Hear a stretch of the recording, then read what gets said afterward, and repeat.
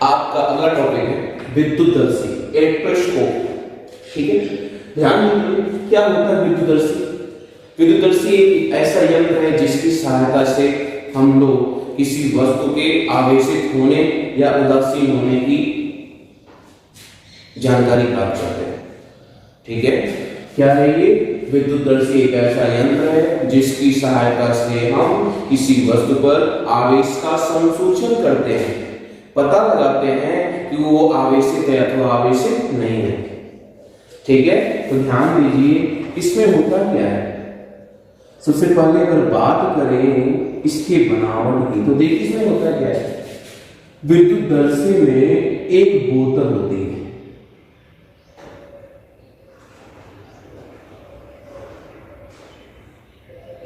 क्या होता है?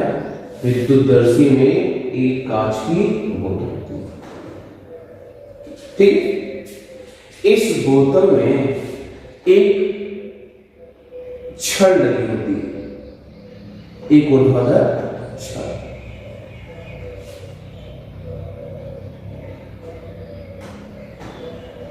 ये धातु की छड़। ठीक है, और ये छड़ ऊर्ध्वाधर किसकी सहायता से होती है? एक कुचालक कॉर्क की सहायता से।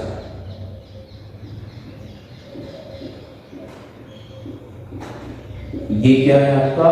कुचालक कॉर्क।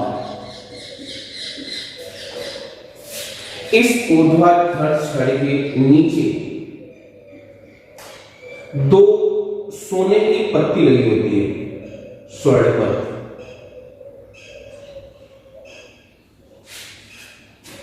ठीक है, और इस छड़ के ऊपर वाले सिरे पर एक धातु की चक्की लगी होती है। ये क्या है आपकी? धातु की चक्की। ये क्या है आपकी? धातु की चक्की। ठीक है, ये क्या है आपका? धातु की छड़। ये क्या है आपका? कांच का जार या कांच का। ठीक है, और ये दोनों क्या है आपका? सोने की पत्ती या कह सकते हैं स्वर्ण पत्र। ठीक है, तो ये होता है इसमें आपका इलेक्ट्रोस्टेटमेंट होता है। तो ध्यान दीजिए, तो इसकी बनावट की बात करेंगे। इसकी बनावट में क्या लिखेंगे कि विद्युतदर्शी में एक कांच का पारदर्शी बोतल होता है जिसमें धातु की एक छड़ ऊर्ध्वाधर दिशा में एक कुचालक कॉर्क की सहायता से लगी होती है। इस छड़ के ऊपरी सिरे पर धातु की एक चक्की लगी होती है और निचले सिरे पर दो सोने की अत्यधिक पतली पन्नियां लगी होती हैं। ये तो बात हो गई इसकी बनावट की। ठीक है, अभी ध्यान दीजिए ये आपका काम कैसे करता है। तो ध्यान दीजिए, हम या हमारे पास कोई एक वस्तु है। ठीक है, मान लीजिए हमारे पास एक वस्तु है, कोई भी वस्तु मान लीजिए XYZ। हमारे पास ये वस्तु है, हमें पता करना है कि ये आवेशित है अथवा आवेशित नहीं है। ठीक है, तो हम लोग क्या करेंगे, इस वस्तु को ले जाकर इस धातु की चक्की से स्पर्श करा देंगे। जब हम लोग इस वस्तु को धातु की चक्की से स्पर्श कराएंगे, अगर इसमें कोई आवेश नहीं होगा, ये उदासीन होगा, तो इसमें से कोई आवेश इस धातु की चक्की में नहीं जाएगा। और अगर धातु की चक्की में कोई आवेश नहीं जाएगा, उस स्थिति में यहाँ पर भी कोई आवेश नहीं रहेगा, ये सब के सब क्या रहेंगे? उदासीन रहेंगे। तो इन दोनों पत्तियों के बीच की दूरी में कोई परिवर्तन नहीं होगा।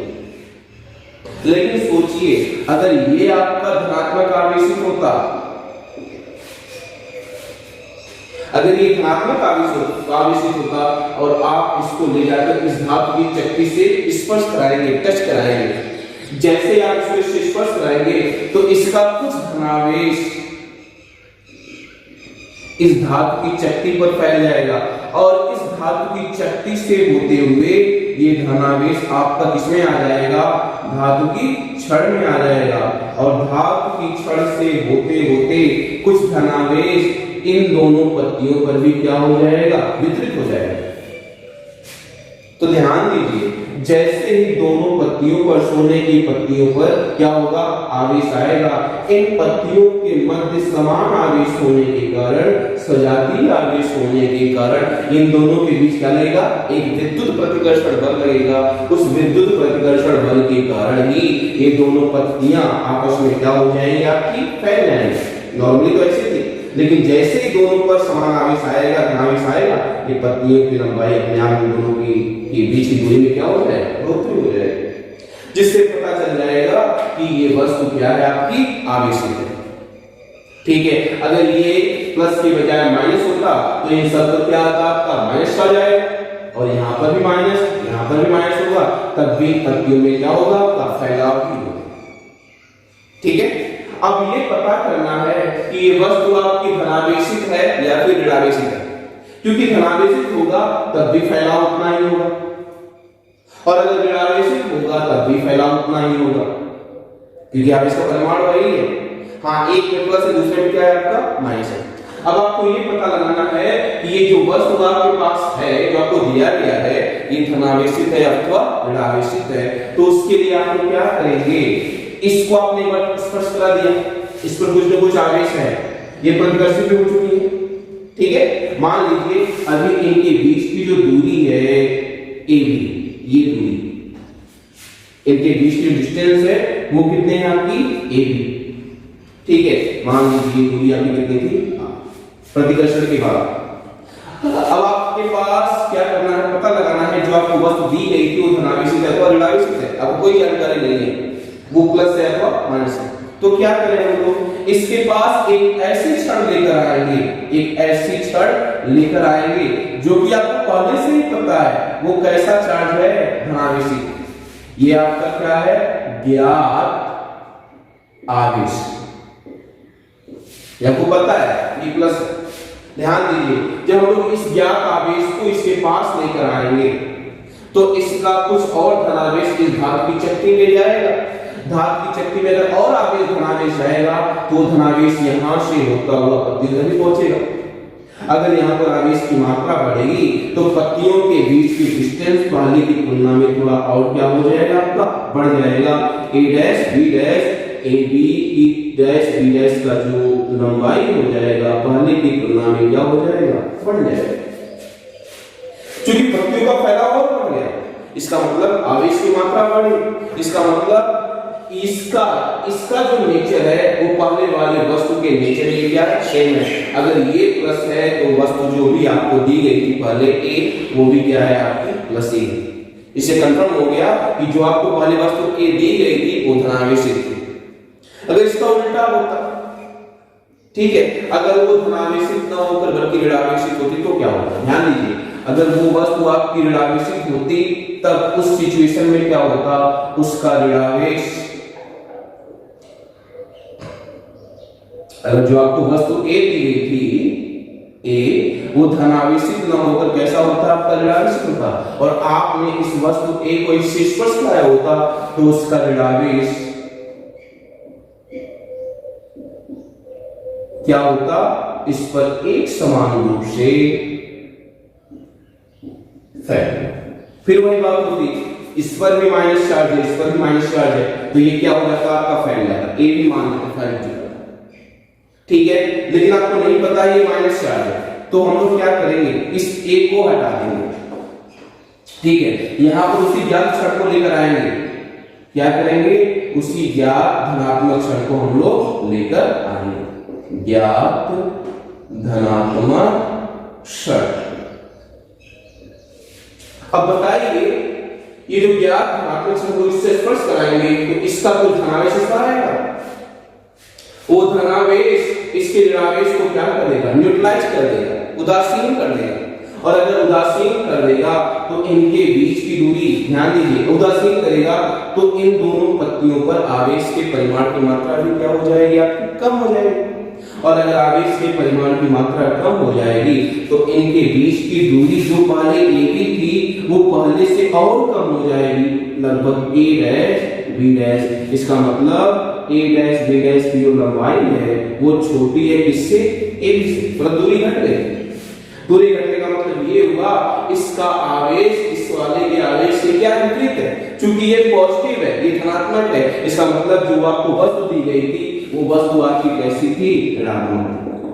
ठीक है, तो इस तरीके से हम लोग क्या कर सकते हैं, इस पर आवेश की उपस्थिति का पता लगा सकते हैं और साथ ही साथ ये भी पता लगा सकते हैं कि इस पर आवेश कैसा था, आपका धनात्मक था या फिर कैसा था, आपका ऋणात्मक।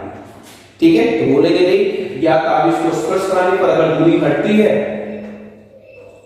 तो इसका आवेश और ज्ञात आवेश दोनों परस्पर क्या है, विपरीत है, और अगर ज्ञात आवेश को स्पर्श कराने पर इनके बीच दूरी और बढ़ती है तो इसका आवेश और इसका आवेश दोनों समान है, ये प्लस है तो ये भी कैसा है, आपका प्लस है। तो इसी यंत्र को, इसी व्यवस्था को हम लोग किस नाम से जानते हैं, विद्युतदर्शी के नाम से जानते हैं।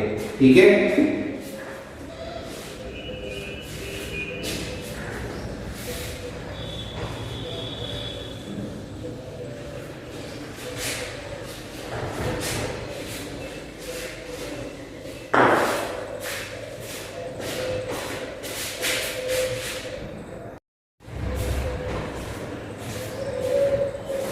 इसके बाद आपका अगला टॉपिक है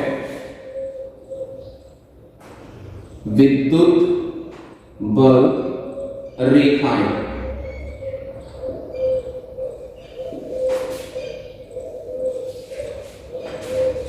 ध्यान दीजिए, विद्युत बल्ब रेखाओं को हम लोग कई नामों से जानते हैं, जैसे इन्हीं का एक दूसरा नाम है क्षेत्र रेखा।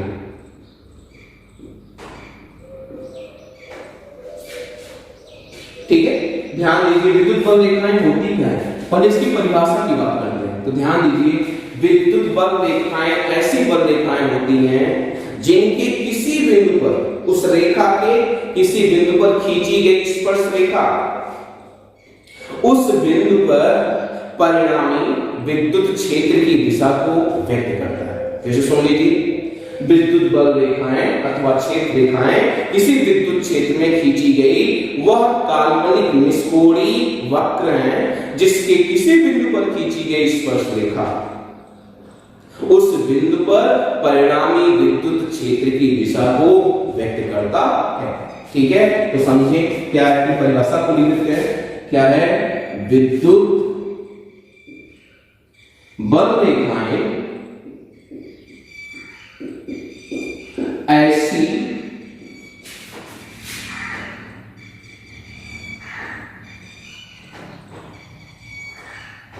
विद्युत क्षेत्र में खींची गई, विद्युत क्षेत्र में खींची गई एक ऐसी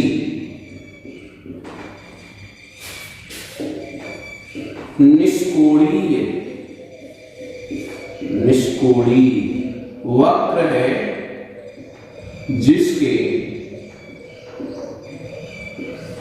किसी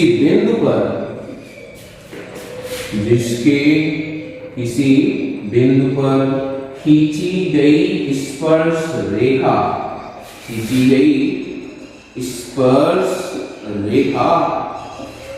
उस बिंदु पर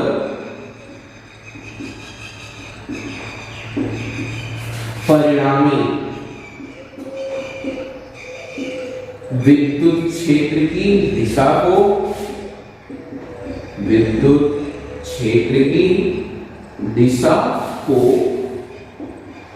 व्यक्त करता है।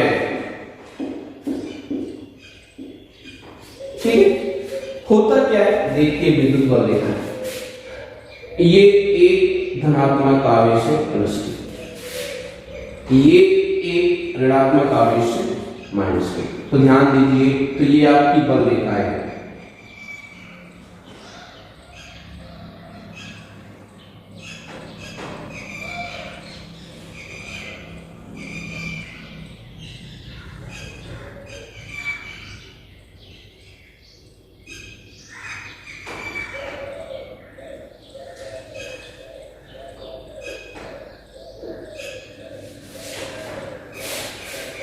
ठीक है, ये जो रेखाएं खींची गई हैं यही क्या है, आपकी बल्ब रेखाएं।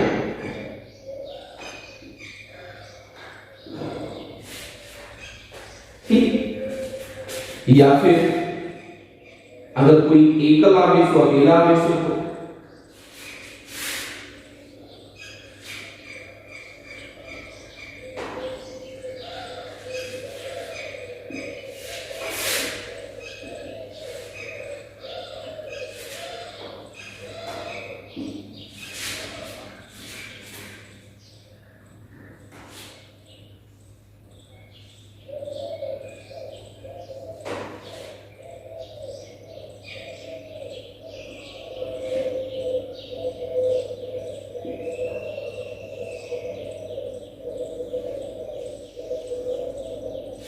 तो ये जो रेखाएं आप लोग देख रहे हैं, इन रेखाओं को हम लोग क्या करते हैं, विद्युत बल रेखाएं करते हैं। तो ध्यान दीजिए, मान लीजिए आपसे कहा जाए यहाँ पर या फिर यहाँ पर या फिर यहाँ पर हमें क्या निकालनी है, परिणामी विद्युत क्षेत्र की दिशा निकालनी है। तो क्या करना है आपको, आप यहाँ पर एक स्पर्श रेखा खींच लीजिए। तो यही क्या बताएगा, बिंदु ए पर परिणामी विद्युत क्षेत्र की एक ही दिशा। ठीक है, अगर आपसे कहा जाए बी पर परिणामी विद्युत क्षेत्र की दिशा क्या होगी, तो आप लोग यहाँ पर क्या खींचेंगे, एक स्पर्श रेखा खींचेंगे। यही परिणामी विद्युत क्षेत्र की क्या हो जाएगी, दिशा हो जाएगी। अगर आपसे कहा जाए सी पर परिणामी विद्युत क्षेत्र दिशा बताइए, तो ये आपकी क्या हो जाएगी, सी पर परिणामी विद्युत क्षेत्र की दिशा बताएगी। ठीक है, तो यही परिभाषा हो गई। विद्युत बल रेखाएं विद्युत क्षेत्र में खींची गई एक ऐसी निष्कोणीय वक्र है जिसके किसी बिंदु पर खींची गई स्पर्श रेखा उस बिंदु पर परिणामी विद्युत क्षेत्र की दिशा को क्या करती है आपकी। ठीक है, इन विद्युत बल रेखाओं की विशेषताएं क्या है, ध्यान दीजिए, विशेषता है विद्युत बल रेखाओं की विशेषताएं। तो ध्यान दीजिए, अगर विशेषता की बात करेंगे तो दिखाई पड़ रहा है कि विद्युत बल रेखाएं धनात्मक आवेश से निकलकर ऋणात्मक आवेश की ओर समाप्त होती है। पहली विशेषता क्या है, जो विद्युत बल रेखाएं होती हैं वो धनात्मक आवेश से निकलकर ऋणात्मक आवेश पर समाप्त होती हैं। लेकिन अगर अकेला आवेश है, एकल आवेश है, तो केवल धनावेश के कारण विद्युत बल रेखाएं आवेश से निकलकर और अनंत की ओर जाकर मिलती हुई प्रतीत होती है। और अगर अकेला ऋणावेश है तो विद्युत बल रेखाएं अनंत से आकर विद्युत आवेश पर क्या होती है आपकी, समाप्त होती हुई प्रतीत होती है। ठीक है, इसमें आवेश से निकलकर अनंत पर जाती हुई प्रतीत हो रही है, ऋणावेश में अनंत से आकर आवेश पर समाप्त होती हुई प्रतीत हो रही है, जबकि इसमें धनावेश से निकलकर किधर की ओर जाती हुई प्रतीत हो रही है, ऋणावेश की ओर जाती हुई प्रतीत होती है। ठीक है, ये पहली विशेषता हो गई। दूसरी विशेषता क्या है, ध्यान से देखेंगे तो आपको दिखाई पड़ेगा कि ये विद्युत बल रेखाएं कहीं पर भी एक दूसरे को काटती नहीं। दूसरी विशेषता क्या है, विद्युत बल रेखाएं कहीं पर भी एक दूसरे को प्रतिच्छेदित नहीं करती हैं।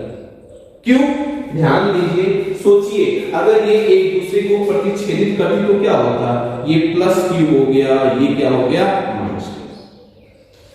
ठीक है, मान लेते हैं दो विद्युत बल रेखाओं ने एक दूसरे को प्रतिच्छेदित कर दिया, मान लीजिए यहां पर प्रतिच्छेदित कर दिया। ठीक है, तो ध्यान से देखेंगे, अगर यहाँ प्रतिच्छेदित कर रहा है तो यहाँ पर तो अगर हम लोग स्पर्श रेखा खींचेंगे तो एक स्पर्श रेखा ये बन जाएगी और दूसरी स्पर्श रेखा आपकी ये बन जाएगी। दो स्पर्श रेखाएं हो गई, एक हो गई ऊपर वाले वक्र के लिए, एक हो गई नीचे वाले वक्र के लिए। अब आप लोग बताइए, क्या किसी बिंदु पर दो परिणामी हो सकते हैं क्या, कभी नहीं होगा। जब भी परिणामी होता है केवल एक होता है, कभी भी एक ही बिंदु पर कभी भी दो परिणामी संभव नहीं है। इससे निष्कर्ष निकलता है कभी भी विद्युत बल रेखाएं एक दूसरे को प्रतिच्छेदित नहीं करती हैं। अगर प्रतिच्छेदित करेंगी तो उस घटांक बिंदु पर परिणामी की दो दिशा होगी, जो कि कभी भी संभव नहीं है। ठीक है, उसके बाद जो तीसरी विशेषता है आपकी, ध्यान दीजिए, जो तीसरी विशेषता हुई ये है कि आवेश का परिमाण जितना ज्यादा होगा, आवेश का परिमाण जितना ज्यादा होगा, विद्युत बल रेखाओं की जो संख्या होगी उतनी ही ज्यादा होगी। ठीक है। तीसरी विशेषता क्या है, ध्यान दीजिए, अगर आवेश का परिमाण कम है तो विद्युत बल रेखाओं की संख्या क्या होगी, आपकी कम होगी। लेकिन अगर आवेश का परिमाण ज्यादा होगा, जैसे मान लीजिए ये आवेश आपका +2 तो ध्यान दीजिए अब इसमें बल रेखाओं की संख्या पहले वाले बल रेखाओं की संख्या की क्या हो जाएगी, दुगनी हो जाएगी।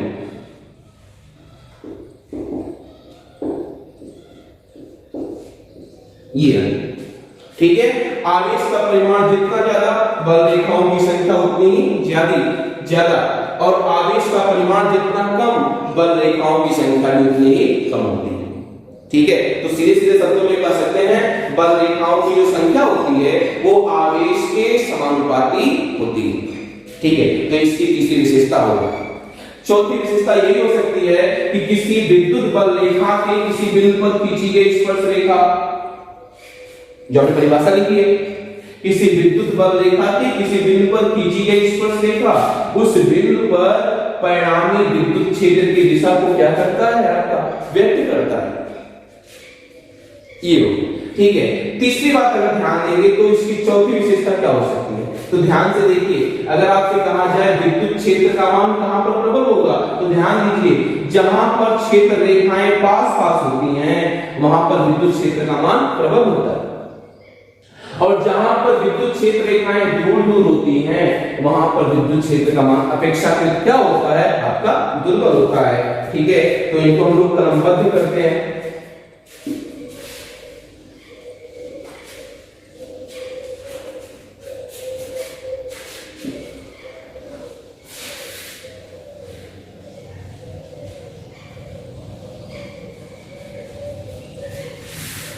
ध्यान दीजिए, विद्युत क्षेत्र रेखाओं की सबसे पहली विशेषता क्या है, विद्युत क्षेत्र रेखाएं, विद्युत क्षेत्र रेखाएं धनावेश से निकलकर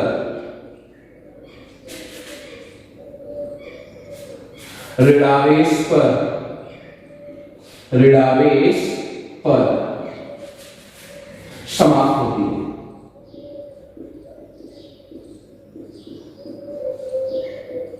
जबकि एकल आवेश के कारण, जबकि एकल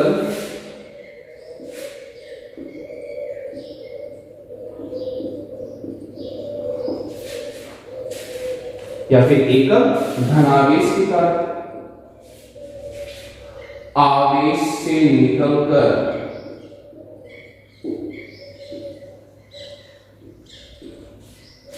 अनंत पर जाती हुई प्रतीत होती है।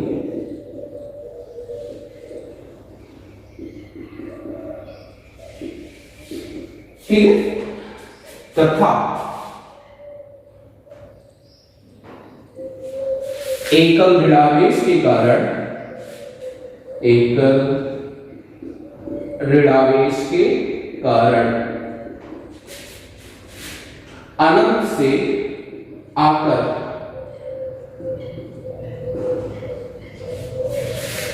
ऋणावेश पर या आवेश पर मिलती हुई प्रतीत होती है, मिलती हुई प्रतीत होती है। ठीक है। उसके बाद दूसरा नंबर क्या है, विद्युत क्षेत्र रेखाएं कभी भी एक दूसरे को प्रतिच्छेदित नहीं करती हैं। दूसरी विशेषता क्या है, ये आपका इंपॉर्टेंट भी है, इसके प्रश्न बराबर बनते भी है बोर्ड में। ठीक है। विद्युत क्षेत्र रेखाएं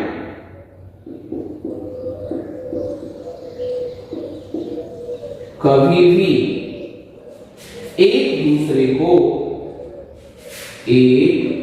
दूसरे को प्रतिच्छेदित नहीं करती है। ठीक है। क्यों नहीं करती है, अगर ऐसा करेंगे तो कटान बिंदु पर विद्युत क्षेत्र की दो दिशा होगी, जो कि संभव नहीं है। ठीक है। नंबर 3 क्या था? विद्युत बल रेखाओं की संख्या उनके आवेश के समानुपाती है। विद्युत बल रेखाओं की संख्या आवेश के परिमाण के समानुपाती होती है। ठीक है। नंबर 4। ठीक है। नंबर 4 में आपको क्या बताया था? जहां पर विद्युत बल रेखाएं पास पास होंगी वहां पर विद्युत क्षेत्र का मान बहुत ही प्रबल होगा, जहां पर विद्युत क्षेत्र रेखाएं दूर दूर होंगी वहां पर विद्युत क्षेत्र का मान अपेक्षाकृत कम होगा। जहां पर विद्युत क्षेत्र रेखाएं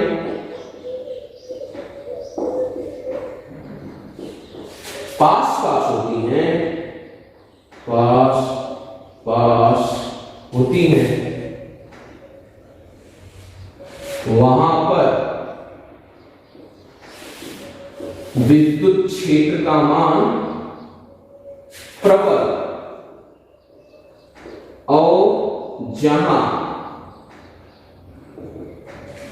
दूर दूर होती हैं,